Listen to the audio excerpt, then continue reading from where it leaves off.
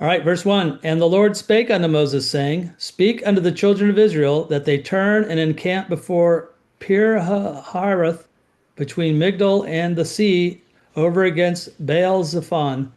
Before it shall ye encamp by the sea. So sorry, I'm butchering some of these names. For Pharaoh will say of the children of Israel, They are entangled in the land, the wilderness hath shut them in. And I will harden Pharaoh's heart, that he shall follow after them. And I will be honored upon Pharaoh and upon all his host, that the Egyptians may know that I am the Lord. And they did so. And it was told the king of Egypt that the people fled, and the heart of Pharaoh and of the servants was turned again against the people. And they said, Why have we done this? That we have let Israel go from serving us. I can't understand that. How can you be questioning it at this point? Anyway, I guess that's the deception of sin. And he made ready his chariot and took his people with him. And he took 600 chosen chariots and all the chariots of Egypt and captains over every one of them. And the Lord hardened the heart of Pharaoh, king of Egypt, and he pursued after the children of Israel, and the children of Israel went out with an high hand. But the Egyptians pursued after them all the horses and chariots of Pharaoh, and his horsemen, and his army, and overtook them, encamping by the sea, beside Pir-hahiroth, before Baal-zephon. And when Pharaoh drew nigh, the children of Israel lifted up their eyes, and behold, the Egyptians marched after them, and they were sore afraid. And the children of Israel cried out unto the Lord, yeah, Lord, you've done all this stuff, and you brought us here to die. And that's pretty much what they're going to say. And they said unto Moses, Because there were no graves in Egypt, hast thou taken us away to die in the wilderness? Wherefore hast thou dealt thus with us to carry us forth out of Egypt?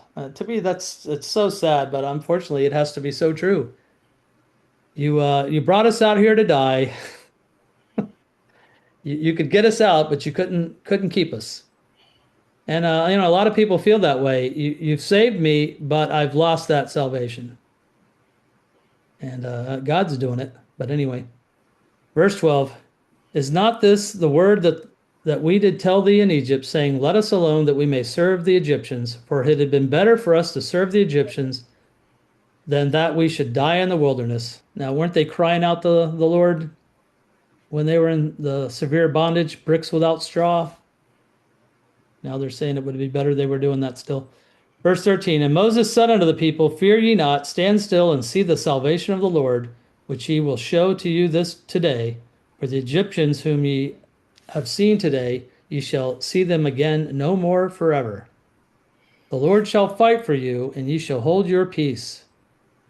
And the Lord said unto Moses, Wherefore criest thou unto me? Speak unto the children of Israel that they go forward. I guess Moses has been relating what they're saying. But lift thou up thy rod, and stretch out thine hand over the sea, and divide it. And the children of Israel shall go on dry ground through the midst of the sea. Okay. And I, behold, I will harden the hearts of the Egyptians, and they shall follow them, and I will get me honor upon Pharaoh, and upon all his hosts, upon his chariots, and upon his horsemen. And all the Egyptians shall know that I am the Lord when I have gotten me honor upon Pharaoh, upon his chariots, and upon his horsemen. Sometimes it's repetitive. And the angel of God, which went before the camp of Israel, removed and went behind them. And the pillar of cloud went from before their face and stood behind them. So let me pause there. And you got the angel of God. Is that any different from the angel of the Lord? And is that any different from the Lord?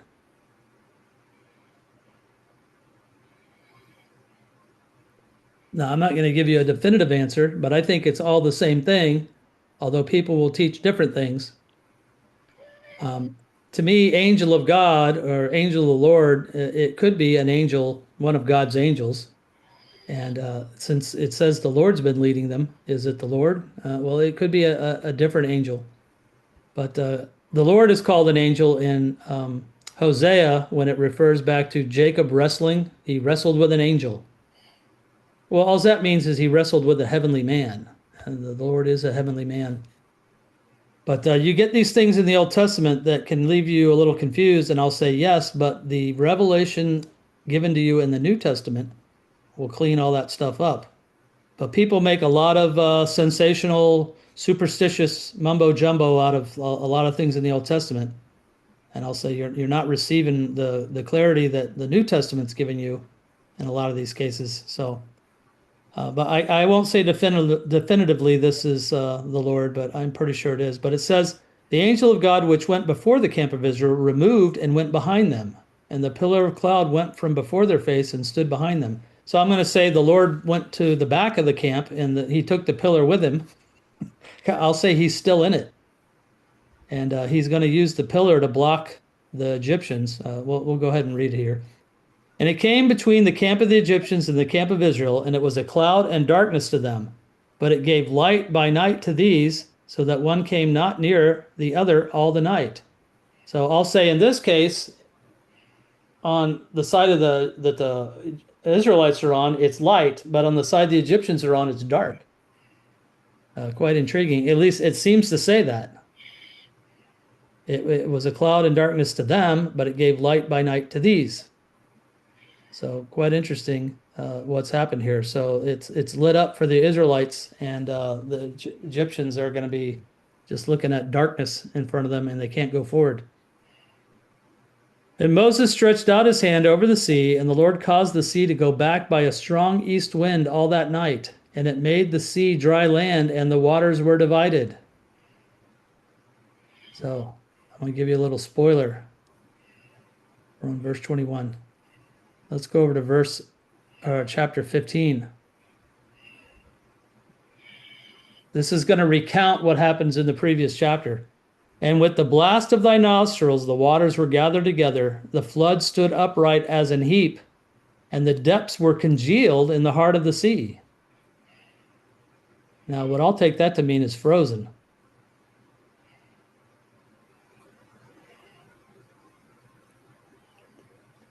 So it gives you some various words here: congeal, curdle, dark, settle.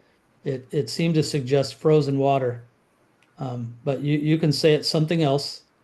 And then later he's going to, I'm going to say it's frozen. He's going to melt that, and of course it's going to come collapsing in on the Egyptians. But we'll go back to chapter 14. So the waters aren't just sitting there like in the Ten Commandments movie, and you see these waves. They've hardened in some way, and they're standing like a wall. So at least that's what I see in the text. But we'll go back to 14, and we'll see that again next week when we do 15. What did I say we were on? Verse 20, 21. So I'll read that one again. And Moses stretched out his hand over the sea, and the Lord caused the sea to go back by a strong east wind all that night, and made the sea dry land, and the waters were divided. Verse 22, and the children of Israel went into the midst of the sea upon the dry ground, and the waters were a wall unto them on their right hand and on their left. Now, in the creation series, I use these descriptions here to talk about how God's making the creation, and how the creation has sides to it, and it might be some type of crystalline structure, or it could be frozen, but he's also gathered the water into one place and made the dry land appear. And you got the same kind of dry land talked about there. I don't know if he's blown the water back. I don't know how it works. It doesn't really tell you a lot of details. But to me, the imagery used somewhere else helps you understand the things that you might not understand otherwise. Okay, so you have this wall of water. It's congealed. It's hardened in some way, frozen or not. Verse 23, the Egyptians pursued and went in after them to the midst of the sea, even all Pharaoh's horses and his chariots and his horsemen. And it came to pass that in the morning watch, the Lord looked unto the host of the Egyptians through the pillar of fire and of the cloud, and troubled the host of the Egyptians, and took off their chariot wheels, that they drave them heavily. So the Egyptians said, let us flee from the face of Israel, for the Lord fighteth for them against the Egyptians. And the Lord said unto Moses, stretch out thine hand over the sea, that the waters may come in again upon the Egyptians, upon their chariots, and upon their horsemen. So I'll ask this question. Why does God Moses say, do your thing with the, move your hands about, hold up the rod? Why doesn't the Lord just do it? And I'm not sure you're going to really give me a definitive answer, but, think about that. Why is God saving people by man sharing the gospel with them? It's the way he's choosing to do it. So Moses, hold up your hand. Then I'll make something happen. So I guess he's wanting to see us follow the instruction and believe, well, God said, put my hand up. I didn't say, well, why? I just did it. And then what he did his thing. And Moses stretched forth his hand over the sea, and the sea returned to his strength when the morning appeared, and the Egyptians fled against it. And the Lord overthrew the Egyptians in the midst of the sea. And the waters returned and covered the chariots and the horsemen and all the host of Pharaoh that came into the sea after them, and there remained not so much as one of them. But the children of Israel walked upon dry land in the midst of the sea, and the waters were a wall unto them on their right hand and on their left. Thus the Lord saved Israel that day out of the hand of the Egyptians, and Israel saw the Egyptians dead upon the seashore. And Israel saw the great work the Lord did upon the Egyptians, and the people feared the Lord and believed the Lord and his servant Moses. So I can't remember if it's in the next chapter.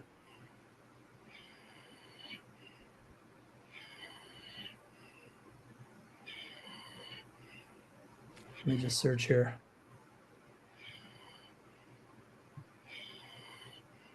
Oh yeah, it's right near the beginning. It's talking about Pharaoh's chariots and his hosts. The depths have covered them; they sank into the bottom as a stone. All right. Well, what did the previous chapter say? Verse 30. And Israel saw the Egyptians dead upon the seashore. Well, did they wash up on the shore or did they sink to the bottom as a stone? Now, I like the way David Reed explained it. Their bodies washed up on the shore, their souls sank down into hell through the bottom of the sea, and on down they went. And you got some verses in the Psalms that talk about something like that. And Jonah uses language like that when he's in the belly of the fish or the belly of the whale. So sometimes you find some contradiction in the verses, but there's actually an explanation, at least a potential one. Some of those other things that I was questioning, I don't know what the answer is. Some of the language that was used in chapter 11 and 12. But here it says they see their dead bodies on the shore, and then next week when we do chapter 15, we'll see that they sank to the bottom as a stone. And it says that Lazarus was carried by the angels to Abraham's bosom. But that's not how the wicked go down, evidently. And like I said, there's some Psalms about that. So don't have that stuff prepared, but I've heard that taught. David Reed did that one. Sounded pretty good. All right. Questions? We won't do 15, even though it's not long. We'll do that next week. It's going to recount what happened. So you'll find in the Bible, there's a few places where it talks about a song, and the 144,000 are going to sing a new song. And you'll find that the people of Moses sang a song, and Miriam, I think she might be leading it. And I think in the time of Judges, Deborah sings a song. You have some songs mentioned in the scriptures a few times, but there'll be a new song that only the 144,000 know, according to the Revelation. So you find these themes in the scripture sometimes. So questions or comments, anything that we went over a lot. A lot of it, I think, is pretty self-evident in what it says, but I think you can have a lot of questions, particularly about the timing. Did they go out at night or did they go out the next day?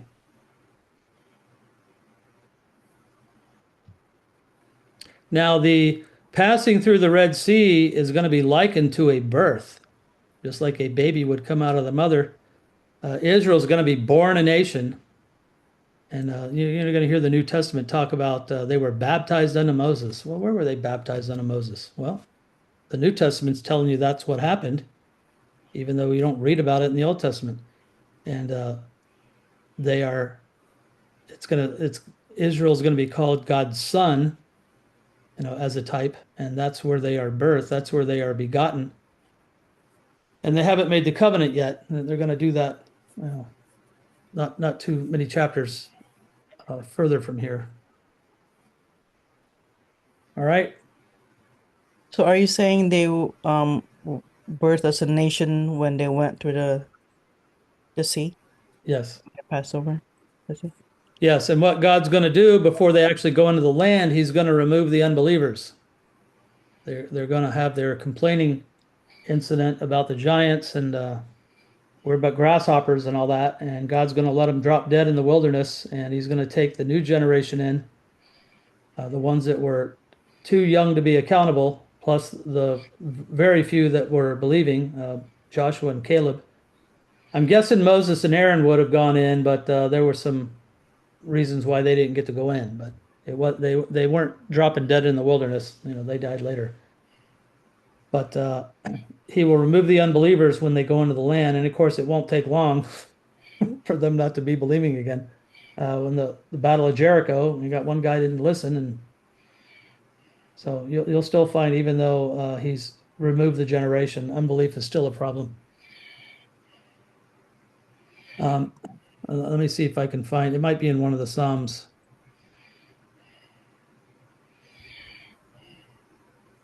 Well, we saw it there. Israel is my son, even my firstborn. That was back when Moses first went to Pharaoh.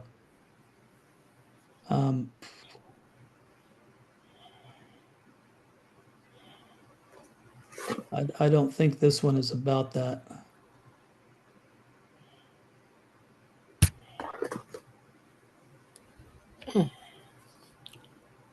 I don't know if this one's talking about a prophecy of Christ or if it's talking about Solomon. I'd have to go and read this, but somewhere it mentions.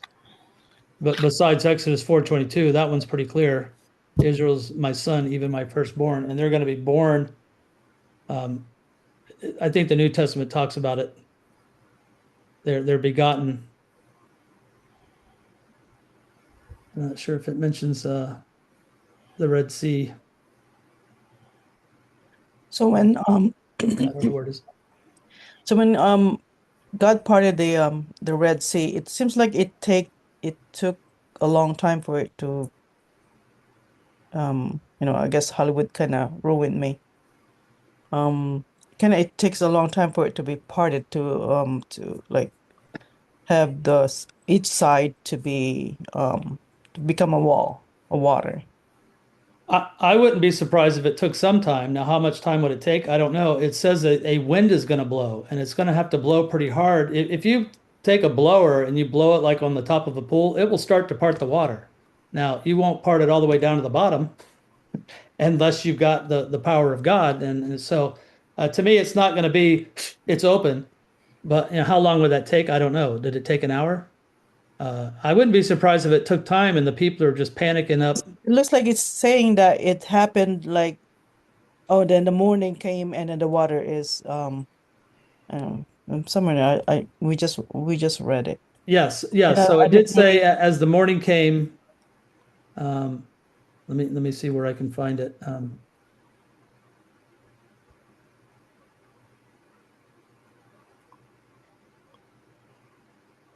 No, it was in the last chapter that Yep, we. 14:22. Well, that's when it returned. The sea returned to its strength when the morning appeared.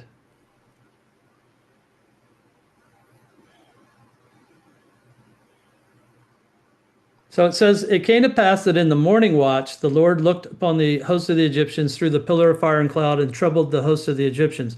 So the morning watch would be from 3 a.m. to 6 a.m.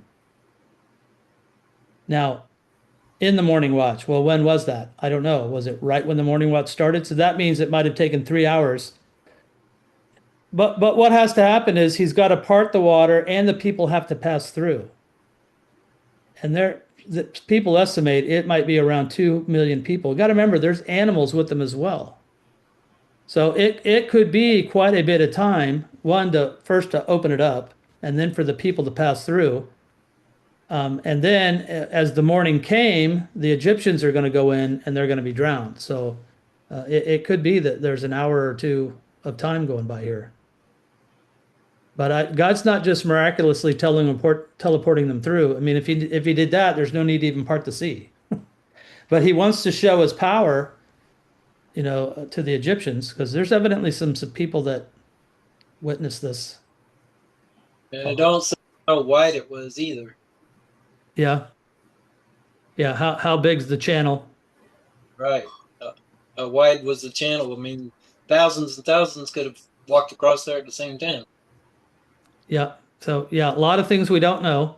And of course, like Dahlia said, you watch the Charlton Heston movie and you're tainted forever because that's all you're going to picture now. What I remember from that, and it's been a long time since I saw it, it seems like the waters are like you would think of the rough surf. There's motion going on in the walls, and that's not what the scripture says. But I don't recall. It's been a long time since I've watched that. No, I And think there was a recent one. Um, there was a recent movie. Yeah, I don't remember if I saw another one. I may have. Yeah, so of course, people demonstrate something, nothing like the Noah movie. Boy, you couldn't be so far off of scripture as that one. So some people do a decent effort and others, no, they ruin it. So hard to know what exactly happened. And of course, you're going to see something like this when the people cross the Jordan. It's going to part the river with the ark standing in the middle of the river. The people are going to pass by and go across the land. Well, how wide was that? Don't know. If you caught it off upstream, it could be that it's, a mile. What did God do here? I don't know. It could be, as Lyle's suggesting, quite wide. And of course, I think somebody's found chariot wheels in a certain place, but most people think the Red Sea, they go to the wrong place on a map and don't go to where what would make more sense. And some of these places that are named, they're not sure where they're at. So anyway, we take it as yes, God said it happened, but we don't know. We don't get confirmation from unbelieving science today. All right. Interesting stuff. We'll pick up next week with chapter 15. yeah, congealed to me almost sounds like Jello or something. It could have been like hardened Jello or something. Yeah, so what I did in the creation series is I found some other verses that talked about the frozen.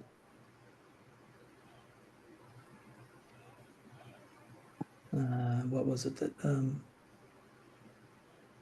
maybe it was froze. There's something that talks about the breath of his mouth.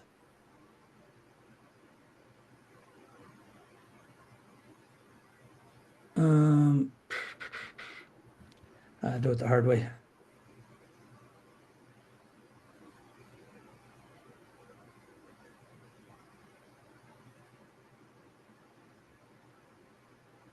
Anyway, it's in here, but I don't recall.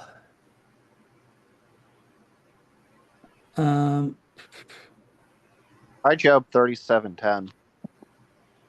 All right, well, let me read this one while I'm here. The waters are hid as with the stone. The face of the deep is frozen. Now that might not be talking about here. I guess I don't have the verse there.